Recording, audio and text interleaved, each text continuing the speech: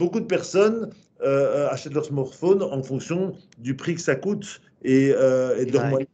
Et je comprends ça très, très, très bien. Mais si on est handicapé, un fauteuil roulant, un fauteuil électrique, une canne blanche ce sont des produits qui sont fabriqués en petite quantité et qui coûtent plus cher.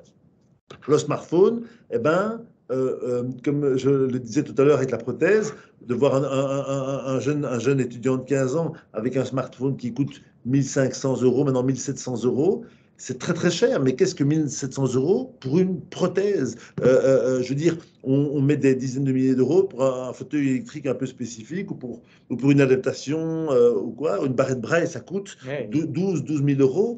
Il y a des produits encore plus chers. Donc, un smartphone en tant que prothèse pour une personne handicapée, 1500 euros, ça vaut la peine. Il faut pas brader la technologie pour le handicap. Mais, en fait, ce qu'il faut, et comme Vincent le disait, hein, les personnes qui viennent chez nous, eh ben, je ne suis pas médecin, mais pourquoi ce serait un médecin qui recommanderait la technologie? Rien à voir. Non. Mais donc, moi, je suis éducateur et j'en suis fier, mais j'ai une vraie expertise par rapport aux technologies et au handicap. Donc, moi, je vais regarder la manière dont la personne utilise l'outil que je lui mets dans les mains et je vois qu'elle dit, mais je ne connais pas ce truc-là. OK, alors je lui explique un petit peu et puis je regarde comment elle s'en sort avec. Et c'est mon métier. Je vais tout de suite voir si l'outil est fait pour elle ou pas, ou les choses qu'elle va mettre en place pour savoir quand même l'utiliser. Et en fonction de ça, je vais comprendre le paramètre que je vais lui proposer.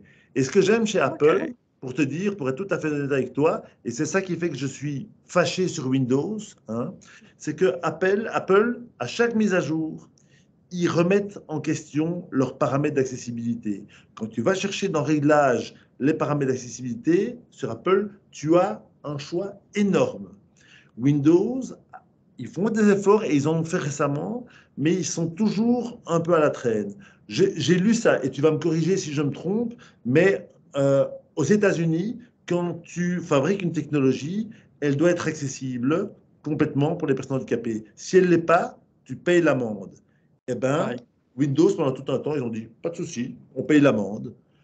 Ben ça, c'est déjà cette mentalité. J'étais pas content. Mais, donc, mais ils ont fait des efforts récemment. Hein. Mais je trouve que ça doit être sans relâche. On doit pouvoir proposer à tout type de handicap. Et on sait bien, comme la diversité du handicap, elle est gigantesque, qu'une personne puisse, même en mettant des astuces, en mélangeant deux accessibilités différentes ensemble, en mettant des choses en place, elle doit être capable de pouvoir utiliser l'ordinateur comme tout le monde, avec peut-être un effort un petit peu supplémentaire, mais en tout cas, d'avoir le même outil qu'une autre personne. Je pense qu'il faut voir dans toute la technologie des avancements pour la personne handicapée. En tout cas, moi, dans la veille technologique que je fais, j'essaie de pouvoir toujours voir dans un outil comment pouvoir le détourner pour la personne en situation de handicap. Et c'est vrai que, bon, on parle beaucoup d'Apple et tout, mais bon, aujourd'hui, on a quand même fait des vidéos avec Windows, tu sais. C'était super. Mais en vrai, c'est vrai que, allez, le meilleur outil, c'est celui qui conviendra à la personne en situation de handicap. On s'en fout de commande Apple, évidemment. De quoi, on s'en fout, rien foutre. C'est vraiment juste, si le gars, il est content, que ça lui permet d'être plus indépendant, nous, on a gagné notre journée, c'est super. Et voilà. Mais on doit être sévère. On doit être sévère. Nous, on doit continuer à aller regarder ce qu'ils font et faire savoir, en tout cas, si on peut, parce que qui on est à côté de Samsung ou de Microsoft, on n'est rien du tout. Mais si il y a moyen de se plaindre quand même sur certaines choses. Et voilà.